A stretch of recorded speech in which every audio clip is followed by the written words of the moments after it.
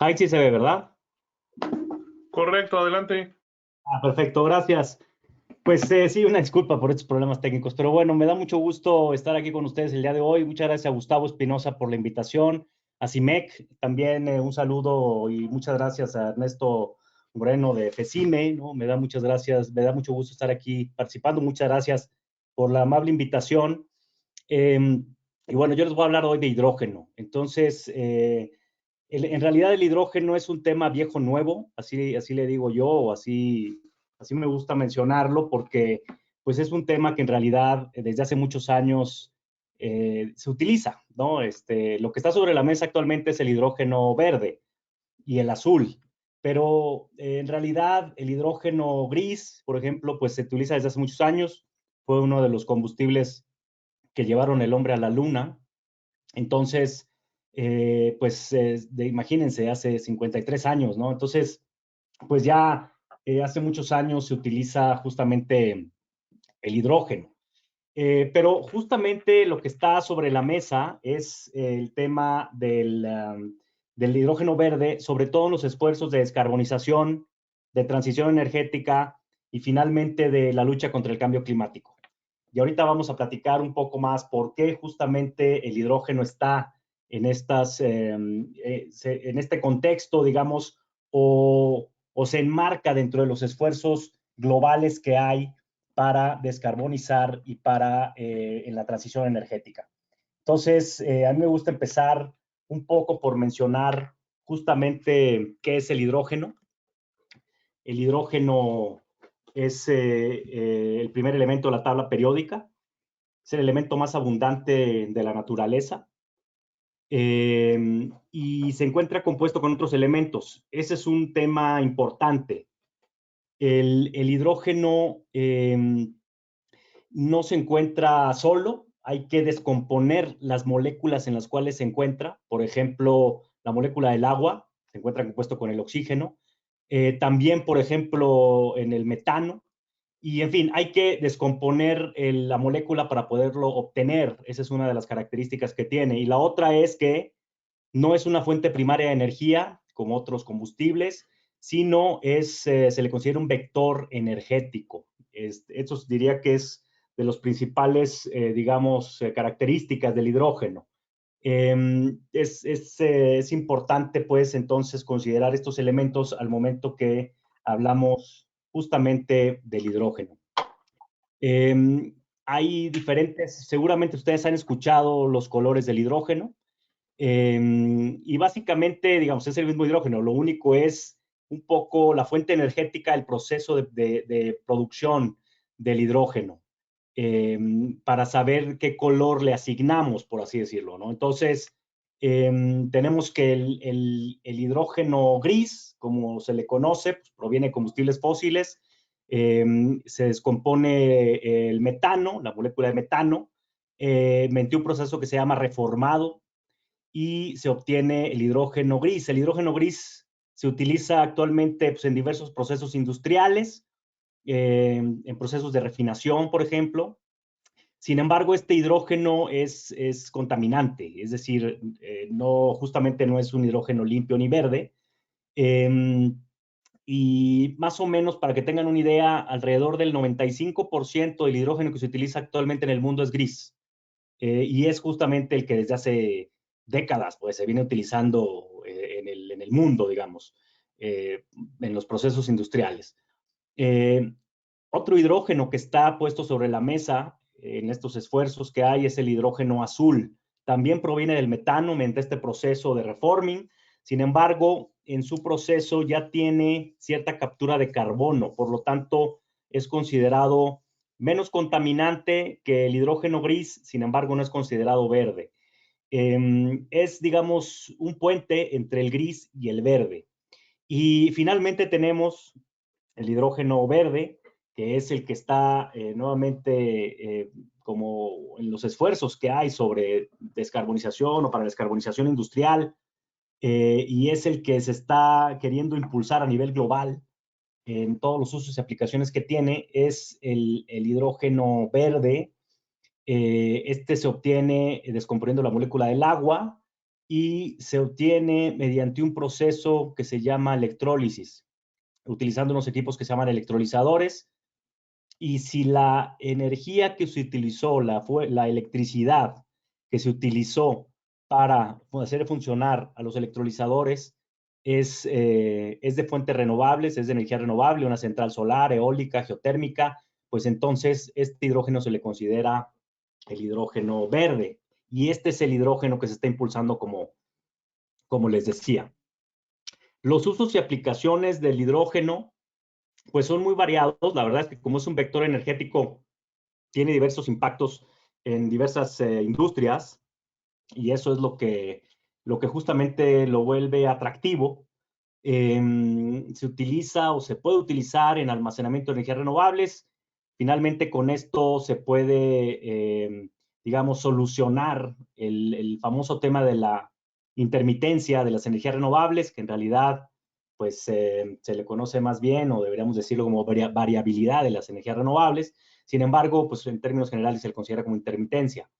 Entonces ustedes imagínense una central solar, por ejemplo, que por obvias razones solo genera electricidad durante el día, que durante el día justamente con electrolizadores ahí en el sitio, en la central, pues eh, produzca hidrógeno verde, se almacene y este hidrógeno pueda hacer funcionar un motor, una turbina durante la noche.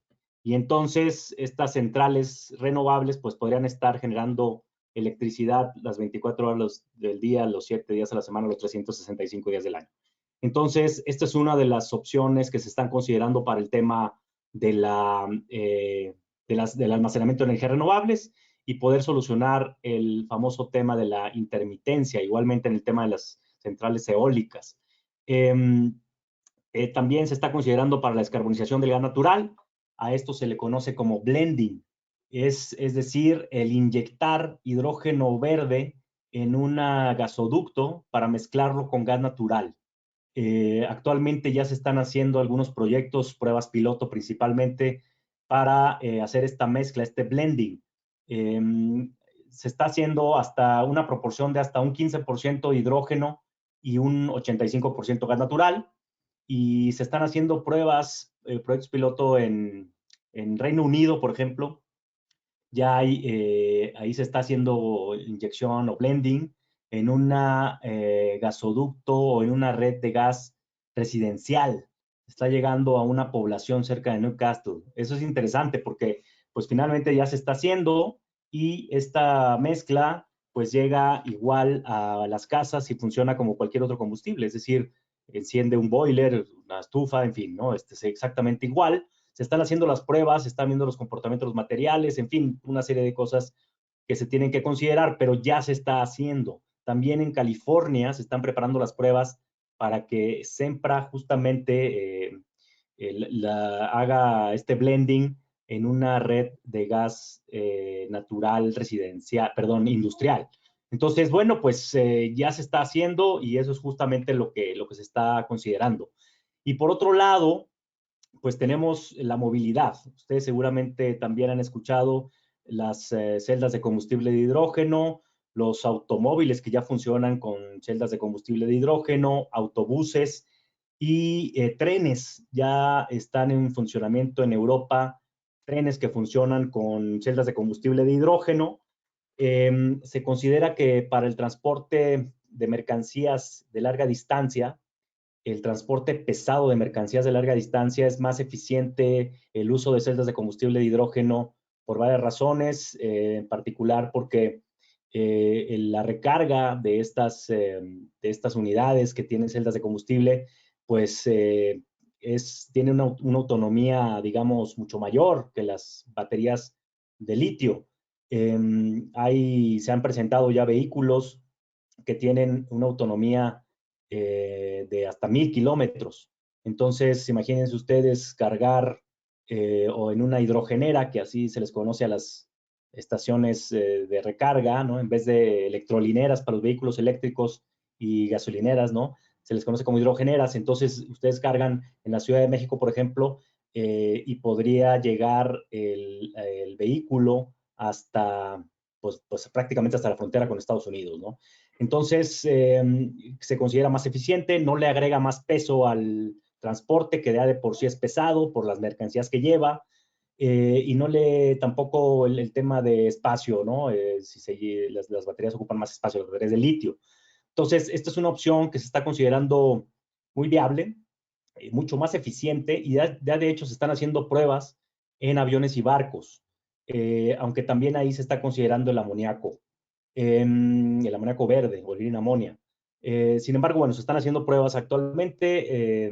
Airbus está haciendo pruebas y también ABB, la empresa ABB está haciendo pruebas con barcos.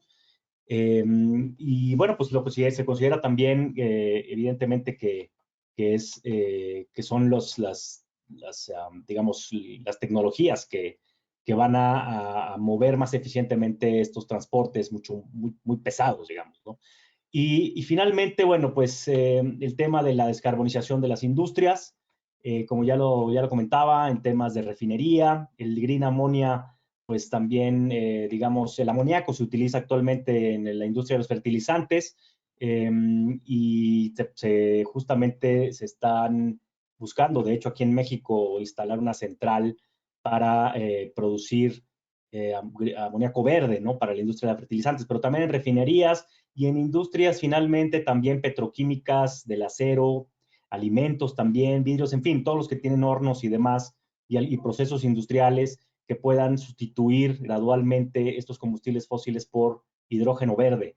Eso es lo que se está considerando. Estos son los usos y aplicaciones, digamos, que tiene el hidrógeno, independientemente de que pueda haber por ahí otras tecnologías que puedan surgir. Estos son lo que se considera que puede inmediatamente aplicarse, digamos, en diversas industrias, sectores y subsectores, digamos.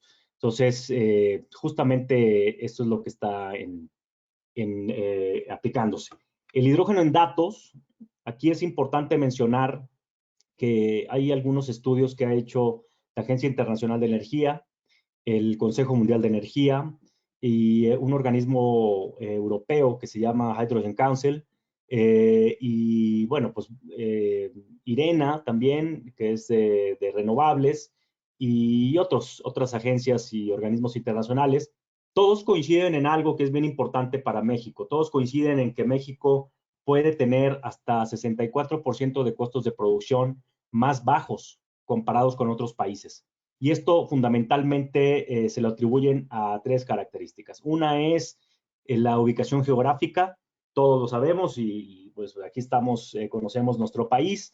Finalmente, pues bueno, en la parte sur de México, pues prácticamente es el ombligo del continente. Tenemos acceso a los dos océanos y tenemos una frontera terrestre con Estados Unidos, un país altamente intensivo en consumo de energía, y que se considera que va a ser también uno de los grandes consumidores de hidrógeno verde. Y entonces esta ubicación geográfica que nos permite tanto exportar hidrógeno que se produzca en México a Europa, a Asia, por el otro lado, y finalmente, bueno, pues a América del Norte y América del Sur. Entonces, la ubicación geográfica de México es un factor importante. Tenemos una ubicación geográfica pues privilegiada porque estamos, digamos, al lado de Estados Unidos y Canadá. Tenemos un tratado de libre comercio con Estados Unidos y Canadá que también nos permite pues esta exportación del hidrógeno verde.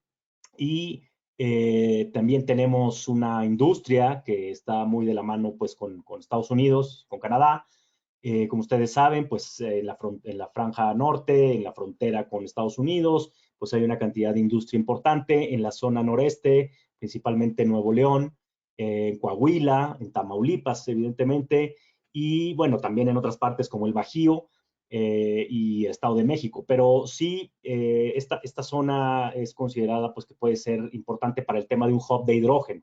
Se considera que la región noreste del país y la zona norte, en términos generales, puede constituir el primer hub de hidrógeno y puede ser de los más importantes a nivel mundial por estas características. Y finalmente, otra de las condiciones importantes a considerar es que el potencial renovable que México tiene. tenemos una irradiación solar óptima que ya la existen en otros países. México pertenece al cinturón solar, que son los países con mayor irradiación solar en el mundo. Y justamente, pues, ese es insumo importante para la producción de hidrógeno verde. También hay una producción importante o generación con energía eólica y bueno, un poquito de geotérmica. Pero simplemente con estas dos tecnologías, hay alrededor de actualmente 200 centrales entre eólicas y solares ya en operación comercial a gran escala en México, y estas centrales pueden justamente producir hidrógeno verde. Entonces, bueno, estas características son las que el mundo, bueno, algunas organizaciones a nivel global han identificado este número de 60 hasta 64% de costos de producción más bajos por todas estas características. Entonces México pues está llamado a ser uno de los grandes jugadores a nivel mundial. Y bueno, se estima que para el 2025 y en general para esta década, para el 2030, digamos todo lo que resta de esta década, y debido al avance tecnológico y su masificación en la matriz energética, los costos del hidrógeno verde se reduzcan a los niveles del hidrógeno gris. Eso es importante de considerar actualmente, porque cuando hablamos de hidrógeno verde, México todavía no produce hidrógeno verde. Esperemos hacerlo pronto. Pero a nivel Latinoamérica, por ejemplo, el primer país que ya está, que produjo hace poco, relativamente, hace un par de meses, la primera molécula de hidrógeno verde fue Chile. Chile nos lleva un poco de ventaja, nos lleva alrededor de 2 años, 3 años de ventaja en el tema de hidrógeno verde.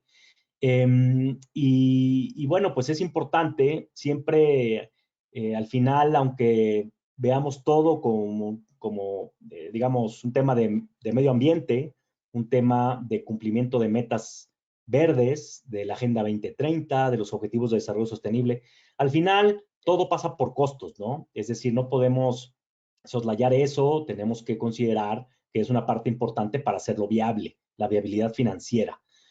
Aunque Bill Gates dice que, bueno, pues que al principio hay que pagar cierta prima verde cuando se echa a andar tecnología nueva, y sobre todo en el caso de descarbonización, siempre se considera que bueno, pues hay un diferencial ahí entre justamente, por ejemplo, en este caso, el costo del hidrógeno gris y el costo del hidrógeno verde. Ahorita lo voy a comentar.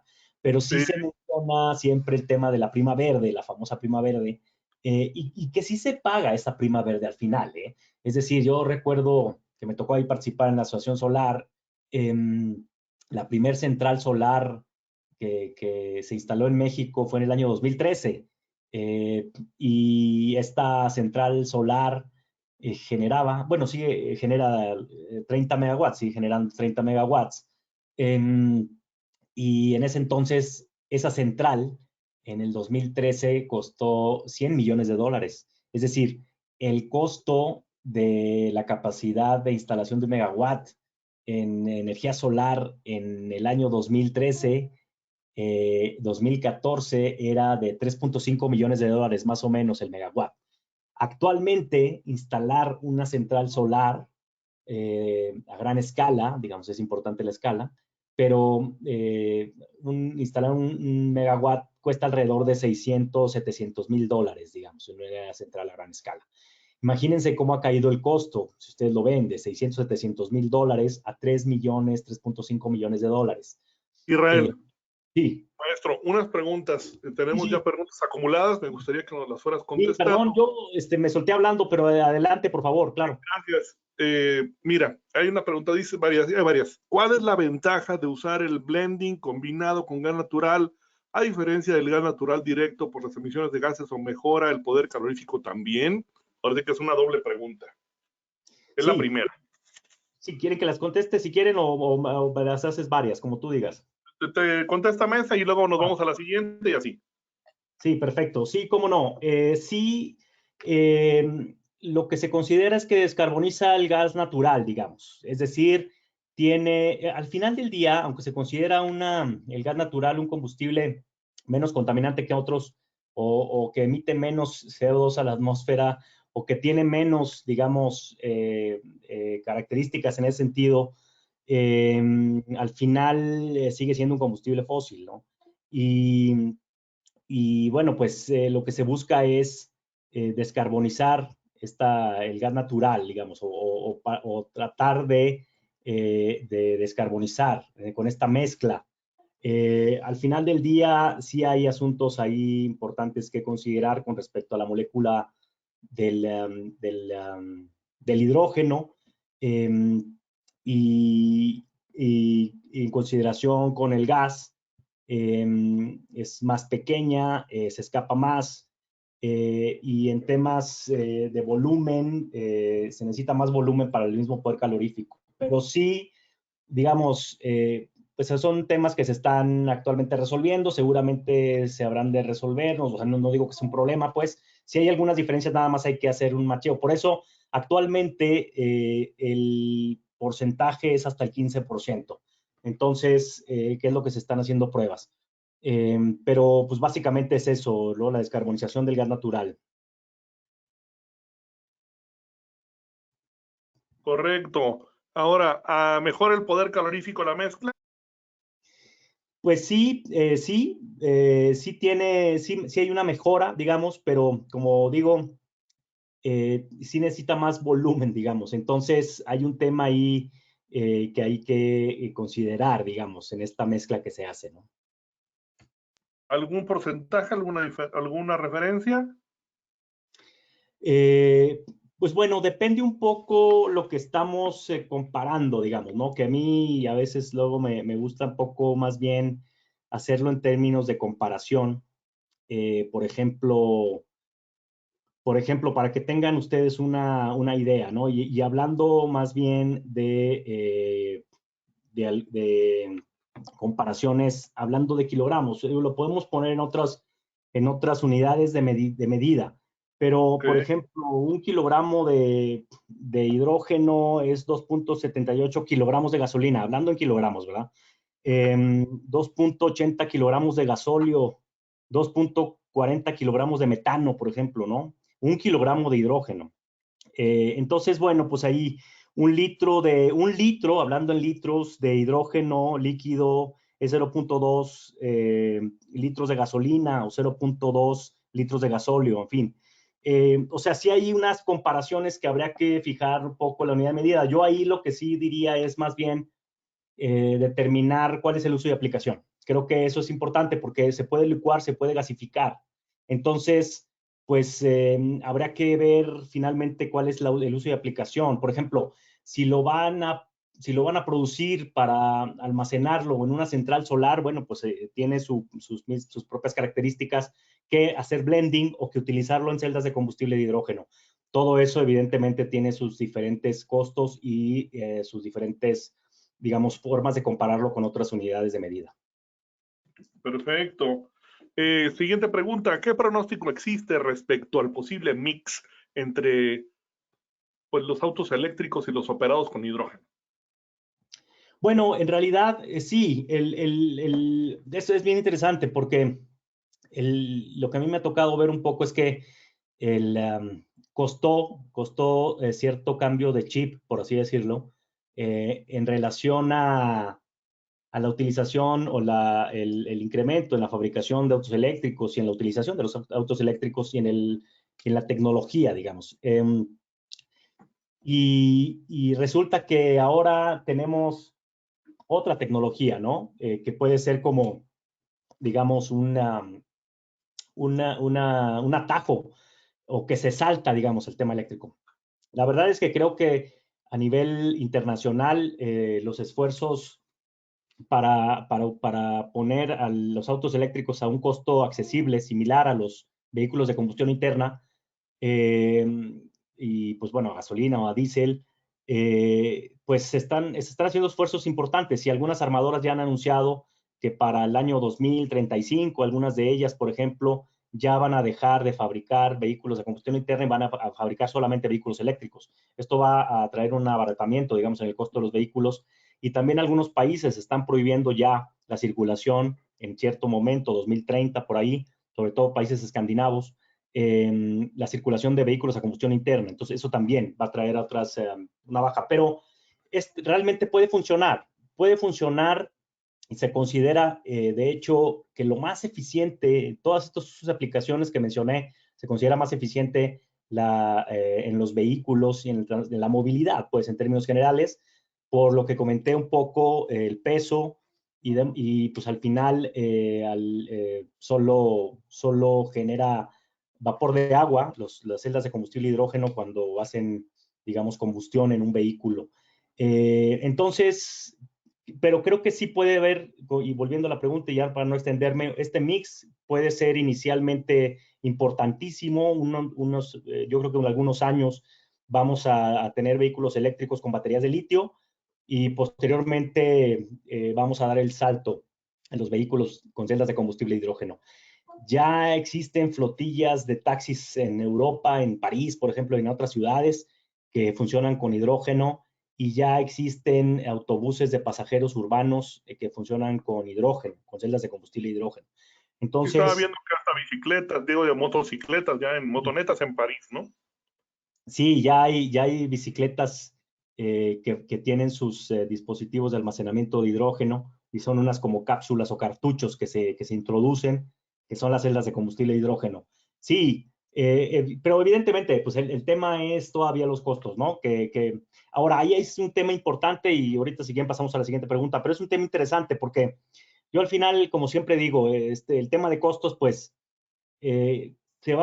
cuando se masifique su uso, en la matriz energética y en los usos y aplicaciones, pues va a bajar su costo o va a bajar su costo y entonces se va a masificar su uso. No lo sé cuál de las dos, es un poco el huevo y la gallina, pero en cualquiera de los casos, lo que se estima es que van a bajar sus costos y se va a masificar.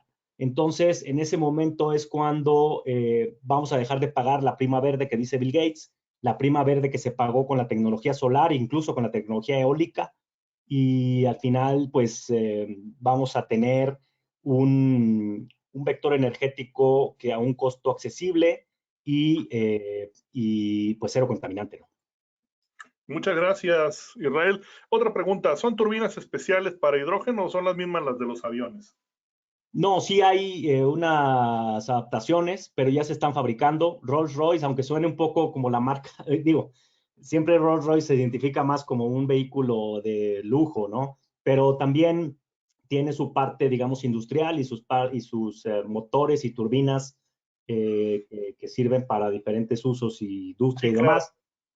No, y también para aviones, evidentemente, no solamente es de los vehículos de Rolls-Royce, ¿no? Pero sí, bueno, ellos tienen motores MTU, tienen motores que funcionan con gas y que ahora están haciendo justamente la conversión hacia hidrógeno.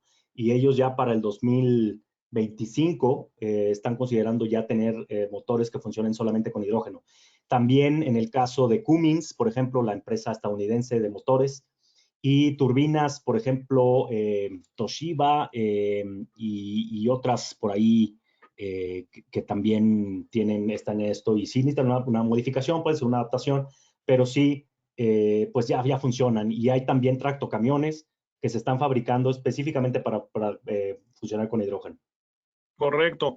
¿Qué tanta energía eléctrica se necesita para generar para producir hidrógeno para el proceso de la electrólisis? Híjole, esa es una buena pregunta. Es que nuevamente depende un poco, no podemos decirlo así tan, es decir, bueno, necesito tantos megawatts para generar qué, ¿no? Digamos, eso sería, digamos, más bien a ver el proyecto específico. Podría darles unos ejemplos si quieren, digamos, no los tengo aquí, pero mandarles después con Gustavo, pues algunos ejemplos de Sí, cómo con podemos, gusto. como no se produce actualmente hidrógeno todavía en México y en el mundo, Claro, es Chile. algo que hay que poder estimar todavía, ¿no? Apenas, hay que Exactamente, así estudiar. es un poco exacto. Habría que ver un proyecto específico para entonces sacar la estimación. Pero pues sí hay por ahí algunas estimaciones y algunos proyectos sobre todo. Si quieren, con mucho gusto les paso algunos ejemplos y hacemos los números, ¿no? Sí. Claro, otra pregunta. En nuestro país, ya ve que las políticas públicas, pues bueno, siempre están más atrasadas que en otros países. Respecto a autos, vehículos pesados, trenes, etcétera. ¿Cuáles son las barreras que impiden el uso masivo, las barreras de políticas públicas? ¿Cuáles son?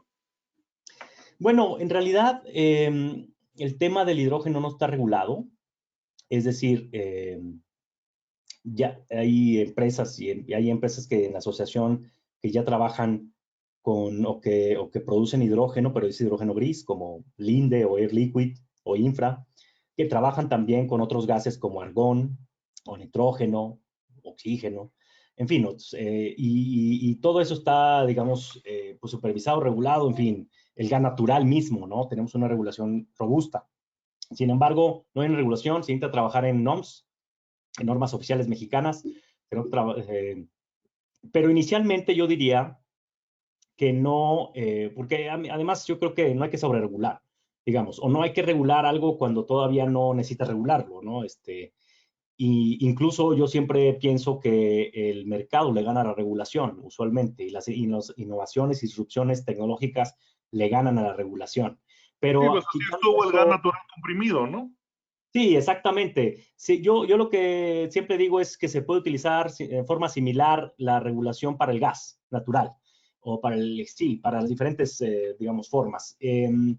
Y bueno, sí, hay que considerar y hacer alguna regulación específica, pero creo que eso lo podemos ir trabajando. Pero no hay en realidad una barrera, ¿no? Yo diría que la barrera actualmente es básicamente la producción del hidrógeno verde y el consumo, o sea, es decir, que se junte el punto A con el B y que finalmente lo podamos empezar a utilizar, ¿no? Y ahí es cuando en ese momento vamos a tener que trabajar en alguna regulación y en NOMS.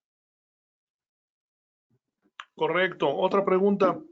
El costo del hidrógeno también, bueno, ya lo comentamos, que pues depende del proyecto. Allá hay aplicación de hidrógeno en calderas que actualmente utilicen gas natural. Sí, bueno, el costo, a ver, nada más para decirles algo que lo tengan un poco más o menos en el radar. Actualmente el costo del hidrógeno gris está entre 1.5 y $2 el kilogramo, nuevamente para ponerlo en kilogramos. El costo del hidrógeno verde está actualmente entre 5 y $7. Sí hay un diferencial importante, evidentemente, eh, pero lo que estiman todos los principales agencias de energía a nivel mundial es que justamente para el año 2025 o en esta década, el costo del hidrógeno verde caiga a niveles del hidrógeno gris. Y es lo que decían, y por eso es importante lo de que México puede tener hasta 64% de costos de producción más bajos. Entonces, pues eso creo que es importante señalarlo. Bueno, creo que esa es la primera parte de la pregunta y la segunda no me acuerdo, Gustavo, ¿qué? Porque me desvié un poco, creo. Ah, que si las calderas que utilizan Ah, sí, actualmente gas natural pueden sí, meterse y le llaman directamente hidrógeno o empezamos con la transición de mezcla. sí, ya existe que funciona nada más con hidrógeno, de hecho. Bueno, hay, digamos, maquinarias, ¿no? Efectivamente, algunos tipos de calderas o algunas otras maquinarias. Por ejemplo, a ver, yo vi el otro día una, una tortillería. La maquinaria, pues, que fabrica las tortillas, digamos, ¿no? Que las produce. eh, que funciona con hidrógeno. Bien interesante eso, y eso lo estaban pensando replicar para otras cosas. Hay un video, si quieren, también luego se los envío, no sé si lo tengo por aquí a la mano, pero donde se ve justamente la utilización del hidrógeno. O sea, sí se está considerando por eso también para descarbonización industrial como un elemento muy importante, ¿no? Correcto, eso es todo. Podemos continuar. Gracias. Muy bien, gracias. Entonces, pues les comentaba básicamente que el costo del hidrógeno pues, va a caer, o es lo que se estima, como sucedió con el caso de la energía solar en México y en el mundo. Eh, hay un tema que México no tiene una estrategia nacional de hidrógeno. Los principales países en el mundo tienen estrategias nacionales de hidrógeno ya establecidas, que son hojas de ruta. En el caso de América Latina, Chile, Colombia y Uruguay tienen sus estrategias nacionales de hidrógeno. Están trabajando en ellas Argentina, Brasil, Costa Rica, en fin, otros países. Eh, México no tiene una estrategia nacional de hidrógeno. Y los gobiernos han invertido más de 70,000 millones de dólares en financiamiento público en proyectos de hidrógeno. Y bueno, se estima que para el año 2030 entre el sector privado y el público inviertan más de 16 veces dicha cifra, ¿no? O sea, el apoyo que le están dando a nivel mundial a algunos países al tema del hidrógeno, por ejemplo, Alemania, pues es importantísimo. La Alemania tiene 7,000 millones de euros para proyectos de hidrógeno y tiene 2,000 millones de euros para proyectos de hidrógeno fuera de Alemania. Y eso es lo que está haciendo Chile. Chile está construyendo una central, sobre todo en Chile, que también es un país que tiene un gran, digamos, recurso solar, y lo van a exportar a Alemania, ¿no? Entonces, ellos tienen 2,000 millones de euros para eso y de ahí están obteniendo el financiamiento los chilenos, digamos. Entonces, bueno, pues este es el, ¿cómo se llama? Ahí está. Y bueno, también es un poco los países que ya tienen estrategias nacionales de hidrógeno, Australia, Japón, Corea del Sur. Corea del Sur, estos países son importantes. Japón en el tema de hidrógeno, tienen tecnología, tienen inversiones públicas y privadas importantes y tienen, digamos, una curva de desarrollo tecnológico y de conocimiento muy importante en el tema. Digamos, Francia, Alemania, Holanda, Noruega, Portugal, España, Hungría, también en Europa, Canadá, Estados Unidos tiene su plan programa de hidrógeno, y Chile, Colombia y Uruguay tienen ya estrategias nacionales de hidrógeno. Y a mí me gusta mencionar el tema de Dinamarca. Yo sé que de repente Dinamarca se habla mucho, ¿no? De que quisiéramos ser como Dinamarca, pero la verdad es que el tema de energías renovables es importante. Y lo menciono porque al final es el principal insumo, digamos, para la producción, o bueno, uno de los principales insumos para la producción de hidrógeno verde. Entonces, pues tenemos que al día 2022 que estamos ahora, pues ya está cerca del 90% de la matriz energética, bueno, electricidad de Dinamarca es generada con con electricidad renovable, digamos, ¿no?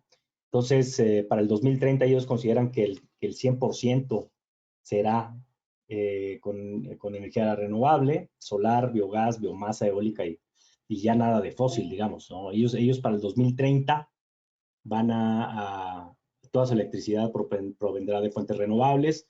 Hay otros países como Noruega, por ejemplo, que también ya pusieron algunas fechas específicas para dejar de extraer petróleo. Y otros países más agresivos también. El tema, Alemania, como ustedes saben, canceló su programa nuclear y está más enfocado en energías renovables.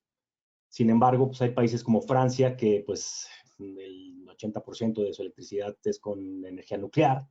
En fin, pero en términos generales lo que sí se considera para efectos del cambio climático es justamente la utilización de energía renovable. Y bueno, pues básicamente también el caso colombiano y el caso chileno, porque me gusta mencionarlos porque son países sudamericanos, digamos, con características similares a las mexicanas. Y bueno, de este lado, en este continente, y ellos consideran que sus exportaciones, por ejemplo, de hidrógeno verde, pues para los años 2030 y en otros casos para el 2050, se oye muy lejos, pero en realidad, pues bueno, ya no estamos tan lejos. Son principalmente a China, a Estados Unidos, a la India, ¿no? Y a Japón y Corea del Sur. Nosotros, por eso, siendo vecinos de Estados Unidos y, bueno, un poco más allá Canadá, pues lo que se considera es que podemos tener estas mismas, aún mejores condiciones para exportar a estos países, evidentemente simplemente por el tema de la distancia. Es más complicado, será más complicado para Chile o para Colombia, pues exportar a Estados Unidos, ¿no? Imagínense. Entonces, nosotros, pues por esas características, mucho mejores condiciones, ¿no? Y ya lo mencionaba yo un poco, el tema de los grandes proyectos. Como ustedes saben, las compañías petroleras se están reconvirtiendo en compañías de energía. Prácticamente ya le sacan la vuelta un poco a decir el tema petróleo, digamos, un poco por todo lo que ha pasado a nivel mundial. Y estas compañías de energía o petroleras están invirtiendo en energía renovable y están invirtiendo en plantas de hidrógeno como BP. y como Shell y como Exxon y como todas, en realidad, Repsol y demás están desarrollando proyectos con hidrógeno. La Comunidad de Madrid tiene un autobús, o bueno, tiene varios autobuses a hidrógeno, y en Barcelona también, y en París hay flotillas de taxis. En Alemania hay trenes a hidrógeno, ya hay un tren que funciona con celdas de combustible de hidrógeno. Lo que les decía de Sempra, de un proyecto de blending en California. Y Cemex, la compañía mexicana, ya está utilizando hidrógeno verde en sus plantas cementeras en Europa, ¿no? Entonces, pues es muy interesante lo que está pasando a nivel global, ¿no?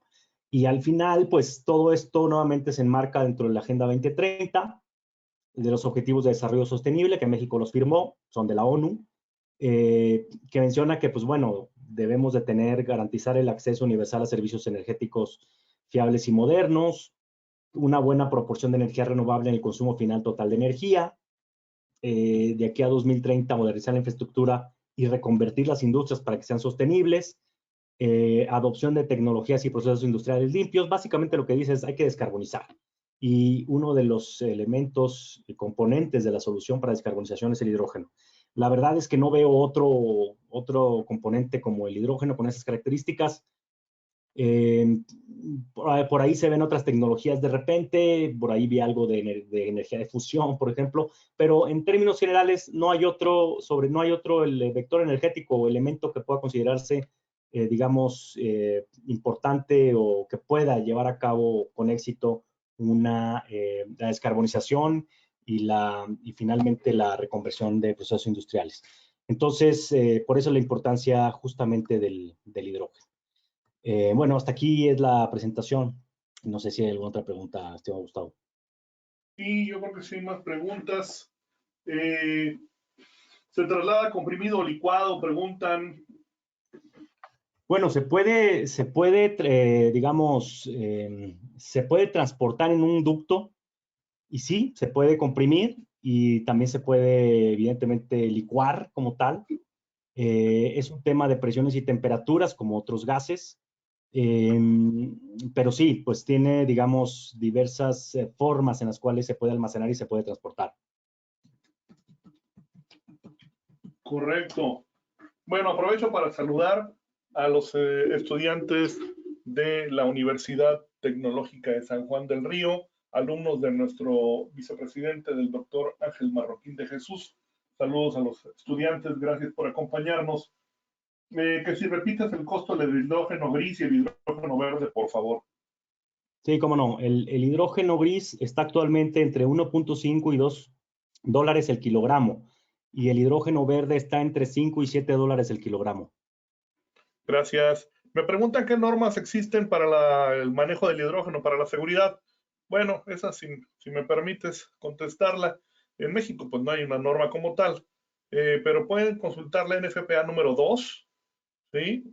Y pueden consultar también un apartado de OSHA, en el cual habla del manejo de seguro del hidrógeno. Sí, así es. Existen exactamente. En México no, pero a nivel mundial sí hay. Yo creo que de hecho habremos de tropicalizar algunas, digamos, ¿no? O sea, adaptarlas a México y traernos. Tampoco hay que meter el hilo negro y yo creo que hay que tomar lo bueno que se ha hecho en otros países, sobre todo los que nos llevan más ventaja en el tema. Pero sí, digamos, México en temas de regulación de gas natural, por ejemplo, pues tiene una muy buena regulación. Entonces, por ahí podremos empezar sin problema. Claro, por ahí retoman el tema de las calderas. Dice, si en México no se utiliza, ¿por qué hay tantas empresas promocionándose con cierta tecnología para usarlo en las calderas? Uy. Bueno, puede ser, acuérdense que puede ser hidrógeno gris o puede ser hidrógeno azul. Sí. Yo los he visto incluso con óxido Sí, nitroso, exacto. lo que me Le parece llaman, una verdadera aberración. sí, le llaman hidróxido, de hecho, creo. Ajá. Hidróxido, sí, exacto. De hecho, fui a ver una empresa en Guadalajara hace poco que tenía este proceso. Pero Sí, en bueno. Guadalajara y en Monterrey, en varias empresas, pero el problema es que, pues, metalográficamente hablando, pues va a haber ciertos impactos, la verdad, adversos, terribles en el hogar, puede provocarse incluso una acumulación de hidrógeno molecular y será una bomba de tiempo utilizarlo en las calderas, la verdad. Porque no es un motor de combustión interna, ¿no? Así es, de acuerdo. Bien, ¿alguna otra pregunta que le quieran anotar? O si alguien quiere tomar el micrófono y poder platicar un poco con el maestro Israel Hurtado, adelante.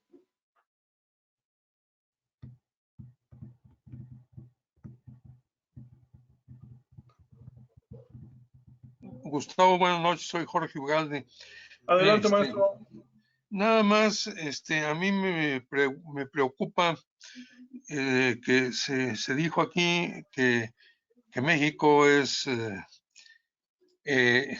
está en posición privilegiada para generar hidrógeno verde, pero no tenemos tanta electricidad como para utilizarla en electrólisis. ¿Qué opina, señor Hurtado? Si México sí va a poder tener suficiente electricidad para las plantas de electrólisis para generar hidrógeno verde en buen volumen. Sí, exactamente, es un tema importante. Yo creo que inicialmente para algunas, digamos, algunos procesos, con alguna focalización, digamos, de este vector, si se podría, también no quiero, digo, está el tema de la reforma eléctrica ahora y puede traer implicaciones hacia el tema de las energías renovables.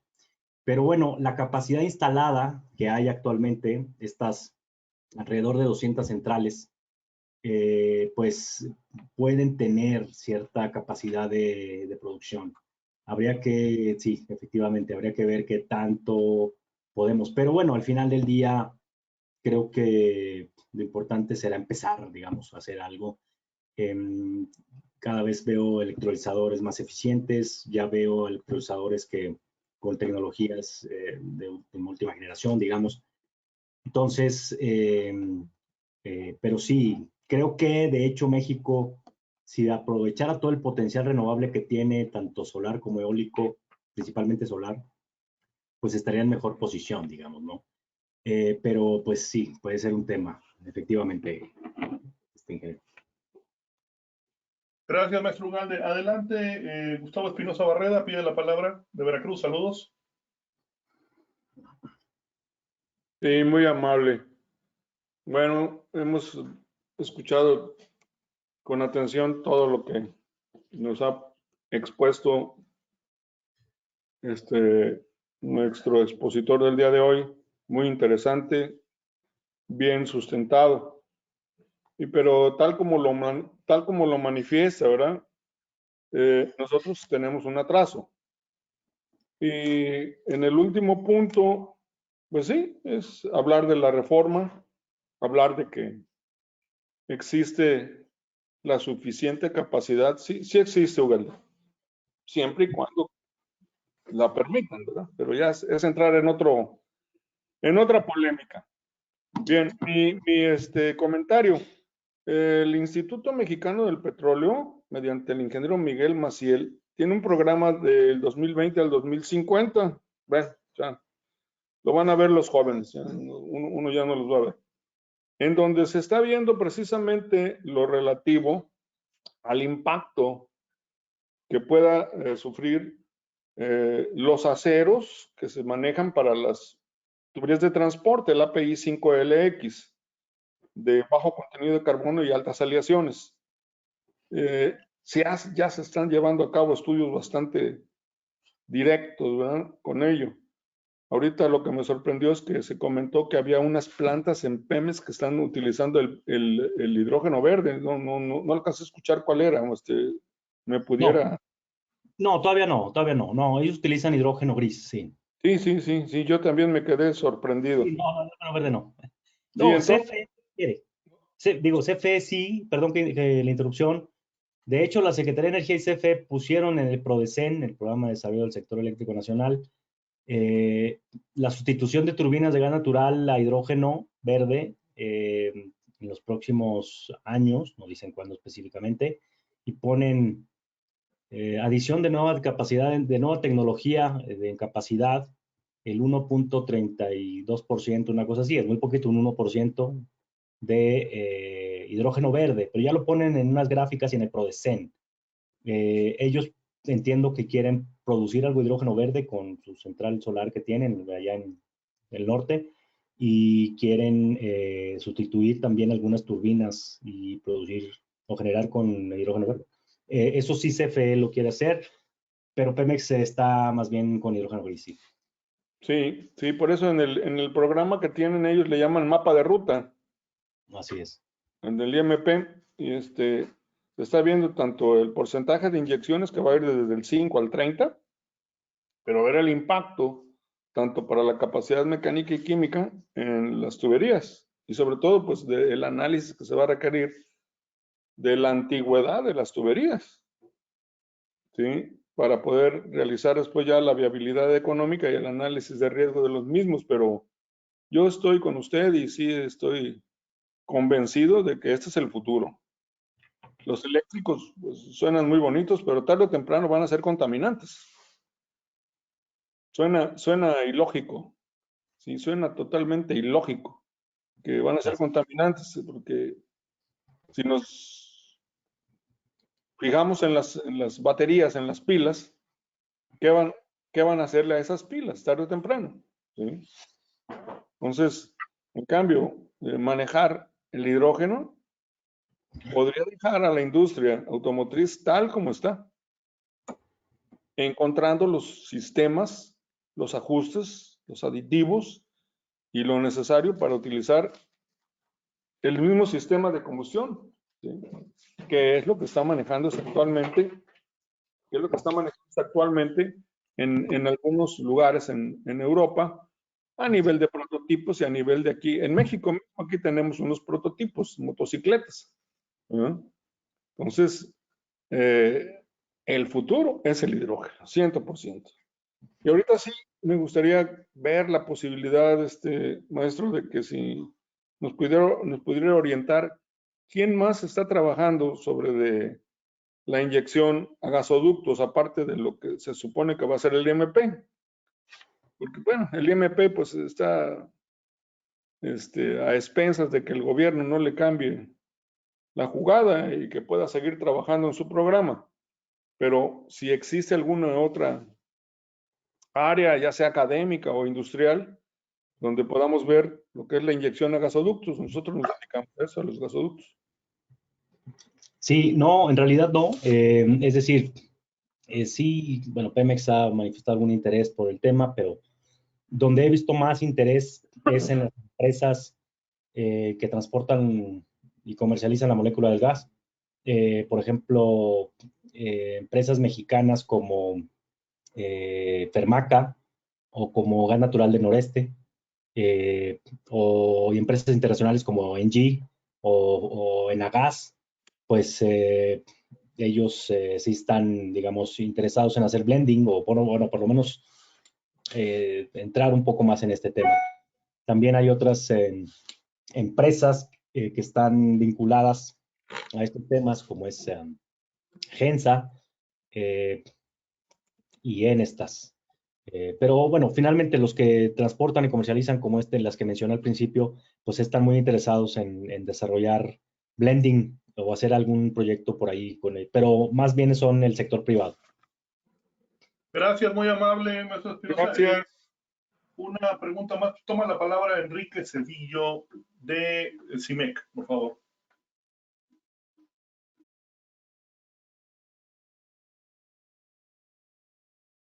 Hola, ¿qué tal, ingeniero? Muy buenas noches. Habla Enrique Cedillo. Ingeniero, por ahí he estado dando seguimiento a pues, las diferentes estrategias que hay en materia de generación de energía eléctrica de manera sustentable. Estuve pendiente de un foro que organizó por ahí la Agencia de Energía del Estado de Puebla y pues bueno, fue bastante pues buena experiencia para los interesados en el sector. porque pues bueno, salieron diferentes puntos de vista, tanto de los usuarios finales como usuarios industriales, de clúster automotriz específicamente, del gobierno, inclusive de Puebla, y también, pues bueno, los interesados que somos nosotros participantes que formamos parte o de del ente regulador o de alguna parte integradora o de la interconexión de este tipo de sistemas. Entonces, después de este foro, la verdad, perdí toda pista de algún otro foro que se llegara a tener en el país, o si algún gobierno del estado está buscando tener algún foro como este. Sí, de hecho va a haber un foro pronto, el 25 de enero. Hay un foro que organiza la embajada, bueno, la oficina de comercio de la embajada británica, el 25 de enero. Y sí, por ahí va a haber otro seminario, otro webinar que va a reunir a los presidentes de las asociaciones de hidrógeno bueno, de Hispanoamérica, por así decirlo, ¿no? Hispanoparlantes, pues, en España, chilenos, nosotros, los colombianos, en fin, varios. Hay varios, y el tema está creciendo mucho en cuanto a interés y eso a mí me da muchísimo gusto porque cuando empezamos, pues, todavía era un tema que estaba, pero todavía, pues, no tenía, digamos, la visibilidad que tiene ahora. Con mucho gusto, si quieren, yo a través de Gustavo, puedo mandarles información. De hecho, bueno, tenemos pendiente por ahí la celebración de un acuerdo de colaboración entre CIMEC, FECIME, o bueno, ambos, o bueno, ya vemos, ¿no? Pero sí podemos mandarles información. Y también yo subo esta información a mis redes, principalmente en LinkedIn, por ejemplo, que estoy bajo Israel Hurtado. Ahí subo todas todos los webinars que hay, seminarios que hay pronto. Si De ahí quieren. te copio, de ahí te copio y lo pongo en los grupos de FECIME. Ah, sí, exacto, exacto, exacto. Sí, ahí yo pongo mucho de temas, ¿no? Entonces, si quieren, nuevamente, pues ahí lo pueden seguir. Y si no, como quiera, yo le envío a Gustavo para que lo circule a través de sus canales de comunicación, toda esta información. Sí, gracias. ¿Alguien más que quiera tomar la palabra? ¿Alguna otra pregunta? Yo algo adicional, Enrique Cedillo, nuevamente. Digo, he notado que ya las empresas, ya antes había un ligero interés en pues desarrollar proyectos de sustentabilidad y pues cada vez es más palpable el verlos desesperados precisamente por encontrar soluciones que les brinden pues un cierto apego al tema de sustentabilidad, disminuir impacto en huella de carbono es sobre todo lo que están buscando. Entonces, me he encontrado con algunos clientes que pues han identificado que ya a nivel global ya venden, por ejemplo, los tractocamiones que están impulsados por las fuel cells, otros que son los servicios de montacargas, ¿no? Inclusive Toyota ya oferta en su página de internet la solución para escalarlo a nivel global. Entonces, en un momento determinado, o sea, una empresa aquí en el país ya podría traer este tipo de soluciones o la regulación, el hecho de que no haya regulaciones todavía implicaría que tuviera ciertas restricciones. No, yo creo que sí, es decir, yo cada vez, por un lado, creo que los ESGs, ¿no? En temas de compliance y los temas de estándares de cumplimiento de sustentabilidad, de gobierno corporativo, en relación a la sustentabilidad, pues creo que cada vez son más importantes, creo que son obligatorios en algunos casos, ya se están estableciendo como una obligación y ya va a haber aranceles verdes, ¿no? O sea, algunas empresas van a exigir a sus proveedores que sus productos manufacturados en otras partes cumplan con estos ESGs. Y por otro lado, algunos gobiernos también ya están estableciendo estos aranceles verdes. México tendrá que entrar más pronto que tarde a esto, en temas de energía renovable, en temas de utilización de combustibles, digamos, sustentables. Y al final, pues creo que va a ser, no va a ser una cuestión de voluntad, sino va a ser una cuestión de obligación. Y también, como lo decía hace rato, creo que a veces el mercado le gana a la regulación.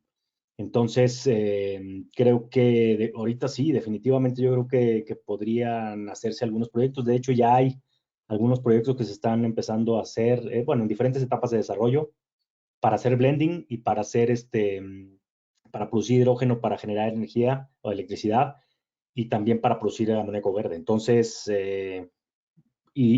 bueno, y ahí, como lo hemos comentado, no hay una regulación específica, no hay NOMS todavía, pero los proyectos pues, no se van a poder detener y México pues tendrá que asumir a la brevedad estos compromisos internacionales que tiene firmados, como el Acuerdo de París y como la Agenda 2030, ¿no? Excelente, muchas gracias. Al contrario. Vamos a tener que utilizar mientras el estándar o una adenda de la NOM 010 ASEA 2016, que es relacionada al gas natural comprimido, los requisitos mínimos de seguridad para terminales de carga y terminales de descarga en módulos de almacenamiento transportables, ¿verdad? Creo que vamos a tener que basarnos en ese estándar mientras. Es correcto, es correcto. Por ahí preguntan, ¿sería el volumen de generación hidroeléctrica adecuado para este proceso electrolítico? Bueno, también, sí.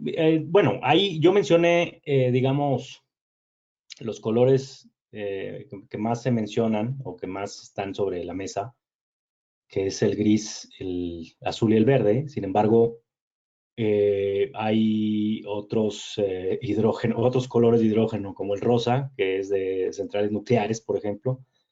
Y sí, también podría utilizar otras tecnologías, ¿no? Y el único tema, eh, bueno, ya hablamos un poco de a veces la visión, que hay una diferente visión, digamos, de hacia dónde vamos en tema de energía, ¿no? Y pues creo que a veces no se privilegia tanto las renovables, sino otras tecnologías u otras fuentes, ¿no? De energía o en la matriz energética, ¿no? De hecho, más o menos como el 55, por ahí 60% de la electricidad que se genera en México todavía es con gas natural. Y todavía es muy poquito lo que es renovable, ¿no? Pero sí, yo creo que se puede todavía por ahí analizar otras tecnologías para esto. Gracias, Israel. ¿Alguien más que guste tomar la palabra? Si no, para pasar a la clausura del tema del día de hoy. Yo tengo una breve. Adelante, por favor. Aquí dice en la Agenda 2030, de aquí a 2030 garantizar el acceso universal a servicios energéticos.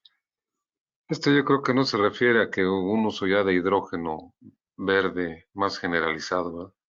Más bien es de pues energías ambientales, ¿no? Como eólica, solar y fotovoltaica, ¿verdad? No, porque 2030 pues no está muy lejos. Entonces no Sí, es específicamente para usar hidrógeno ya masivamente, no, ¿verdad? No es así. no, pero digo, es garantizar el acceso universal a servicios energéticos, sobre todo por la parte de modernos, ¿no? Es decir, para dejar de tener servicios energéticos, pues que ya, digamos, han sido superados un poco más de tecnologías por otros, ¿no? Pero sí, yo creo que más bien el tema de la energía renovable, pues es importante en el consumo final total y sobre todo el tema de la reconversión de las industrias y la adopción de tecnologías y procesos industriales limpios. Creo que ahí es donde se enmarca más la participación del hidrógeno, ciertamente. Yo creo que entre los programas, ahora que en la reunión climática mundial que hubo en Glasgow, ¿no? Han de haber hablado del hidrógeno. Sí, se menciona el hidrógeno y sí, definitivamente, pues sí, es un tema importante. Sí, claro. Pero bueno, pues, Sí, hay otros intereses económicos que no les parece la cuestión ambiental, lo dejan secundario. exacto. Exacto. Nada más.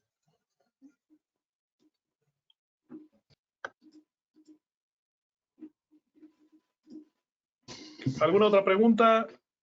¿Alguien que más se quiera tomar la palabra?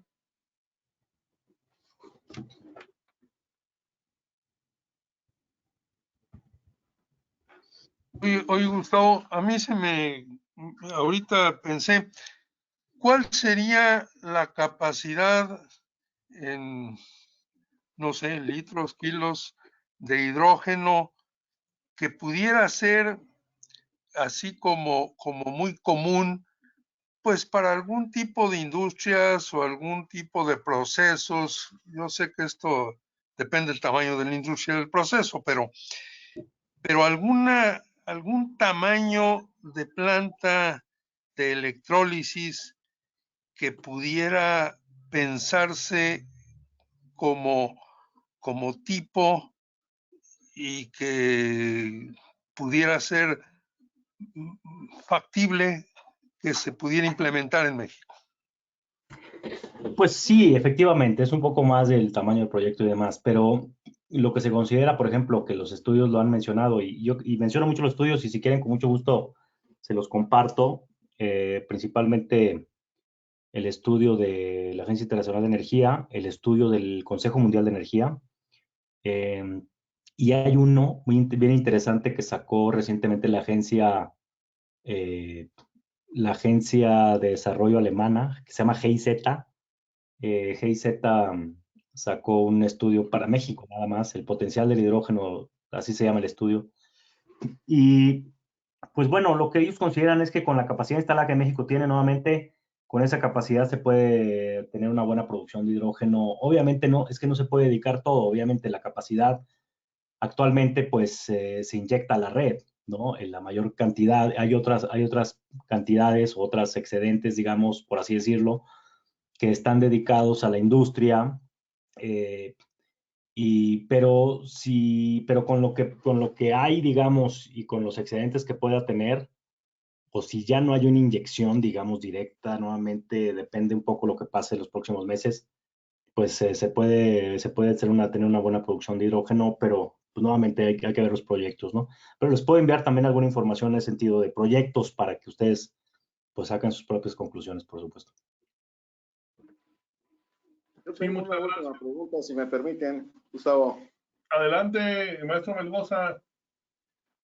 Sí, hace un tiempo tuvimos un círculo de estudios aquí mismo en nuestro colegio sobre un proyecto del CIATEC, sobre una planta de energía que funcionaba, bueno, que funciona, porque es un proyecto que está caminando, con CO2. Entonces me salió la pregunta de si habrá centrales o hay algún proyecto que se conozca de alguna central eléctrica que funcione con hidrógeno verde. Al día de hoy no, pero CFE ya bueno, lo que tengo entendido es que ya quiere echar a andar algo. Y hay dos proyectos, uno en Guanajuato y otro en Durango, que están asociados a centrales solares que van a producir hidrógeno verde, uno para blending y otro para procesos industriales, descarbonización industrial, por así decirlo, y producción de amoníaco verde. Pero sí hay uno en Guanajuato, otro en Durango, y hay otro en Baja California y otro en Sonora, también en el norte del país. Pero son privados. Son privados. No para producir energía eléctrica a base de hidrógeno verde. En los proyectos que hay en Baja California y Sonora, sí, es para la generación de electricidad. Correcto, muy bien. Entonces va caminando en paralelo ese tipo de proyectos también. Así es, así es. Gracias, Israel. Contrario. ¿Y qué país de América Latina ya genera algo de electricidad con hidrógeno? Así, hoy, ya, estén generando electricidad con hidrógeno. Chile produce ya hidrógeno verde, pero lo produce en una minera, digamos, ¿no? Entonces, instalaron paneles solares. Con los paneles solares echaron a andar un electrolizador, y con el electrolizador, bueno, pues están produciendo hidrógeno verde, y con ese están haciendo funcionar los camiones que funcionan en la minera, ¿no? Esto ya está, ahora, eso ya está a una escala, pues, digamos, pequeña, digamos, ¿no? Comparada con los otros proyectos. Pero en mismo Chile, en otra parte, están construyendo una central que va a producir hidrógeno verde y ese lo van a exportar a Alemania. Pero esa es a más grande escala, exactamente. Pero está en construcción. Yo esperaría que este año quedara terminada, digo. Pero eso es lo que hay. Bien, gracias. Contrario.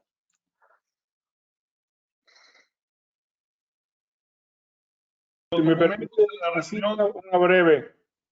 Adelante. Una planta de 300 megawatts maneja 45 millones de pies cúbicos por día, gas natural. Uh-huh. Un mega serían 6.6 millones de pies cúbicos por día. El 15% serían 990,000 pies cúbicos por día. Es una cantidad muy pequeña. Uh-huh. Con ella, como la molécula de hidrógeno es muy pequeña, sí. Muy pequeña a comparación de la molécula del gas. Del gas. Ajá. Exactamente. Aquí la visión es la descarbonización. ¿Sí? Así es. Y la flama no cambia. La flama del hidrógeno es blanca. Así Y es. las flamas son de color. ¿Sí? Entonces, Mitsubishi, eso lo vio desde hace muchos años. Y el gas natural, que ha sufrido diferentes situaciones en México, desde su calidad en 2003, 2010, y ahí se quedó que sí existe NOM para la calidad del gas natural, ahí se quedó estacionada y hasta ahorita, hasta la fecha, nadie ha podido avanzar con ella. Existe por ahí un proyecto, pero no ha avanzado. Y alguien mencionó en su momento el hidrógeno. Entonces, mencionaban que era una molécula muy pequeña. Pues claro, ya se hicieron unos estudios a nivel academia y se ve la efectividad de la descarbonización.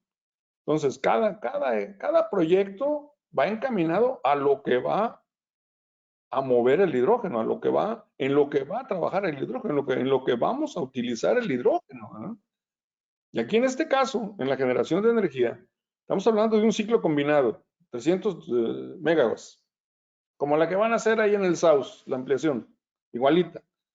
Son 45 millones de pies cúbicos por día. El 15% serían 6.5 millones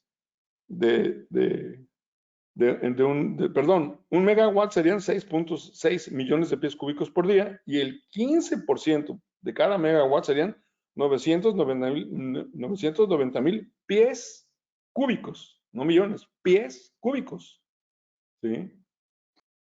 Que están encaminados a descarbonización, simplemente. ¿Es cuánto? Exactamente.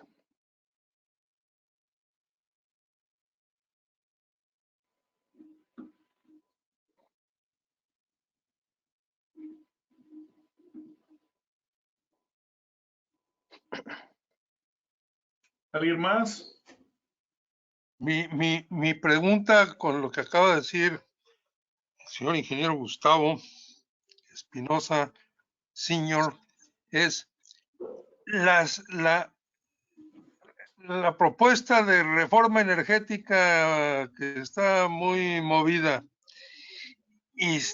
Algo se va a poder incluir el hidrógeno como parte de esa reforma energética. ¿Lo entenderán o lo sabrán en Secretaría de Energía y los diputados? Y no quiero entrar en polémica política energética, más bien opinión técnica. Gracias. Sí, bueno, definitivamente el hidrógeno no lo tienen tanto en el radar, sobre todo, bueno, algunas partes del gobierno, digamos, están más enfocadas en otras, digamos, formas, ¿no? de generar electricidad y en tema energético internacional. Pero, pues, me llegó por ahí la invitación justamente para participar en el Parlamento Abierto que empieza el lunes y voy a ir hay un par de foros que que tienen que ver con medio ambiente, cambio climático y Agenda 2030 justamente. Y ahí es donde yo voy a participar y voy a comentar, pues, digamos, no todo esto, pero sí un poco poner más sobre la mesa el tema del hidrógeno, que lo consideren y que lo tomen en cuenta, como lo están haciendo otros países. Al final del día, no es que estemos nosotros, digamos, arando en el desierto o que estemos predicando en el desierto, sino que es un tema a nivel global, ¿no? Es un tema que de hecho tenemos que apurarnos, ¿no? Y eso es lo que yo voy a comentar, digo, en términos generales, ¿no? Pero es importante llamar la atención de los legisladores en el sentido de que si hay alguna afectación a energías renovables, pues hay por ende una, digamos, impacto que puede tener el hidrógeno, ¿no? Verde. Entonces sí es algo que hay que considerar. La doctora Guadalupe Ramos Sánchez va a asistir a ese evento. No lo sé, la verdad. No lo sé. El doctor Francisco Javier Rodríguez. No sé si vayan a asistir ellos. Llevaron esto hasta la Cámara de Diputados y a la Cámara de Senadores y en base a ello fue como le dieron cabida al mapa de ruta que está manejando el IMP, sí, el IMP. Sí. Sí, no sé. Sí, la verdad es que no sé. Pero bueno, pues habrá que, es importante sumar y todos los que puedan. Entiendo que es muy poco limitado el tiempo ahí de exposición y de los participantes, digo, no sé, pero bueno, yo pues trataré de ahí de poner el tema sobre la mesa.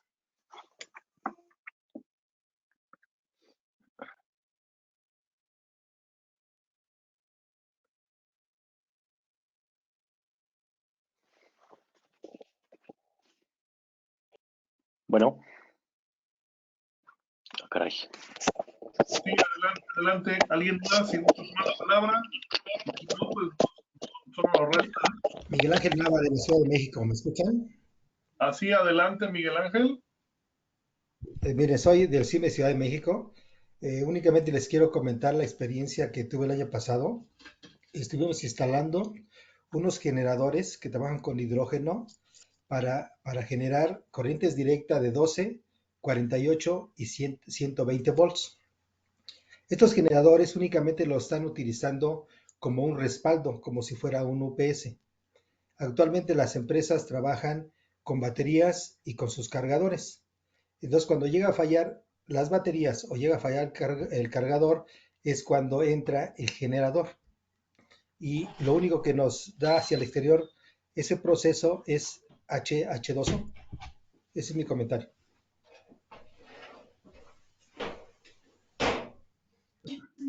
Oye, Miguel Ángel, soy Salvador Melgoza. Sí, escucho.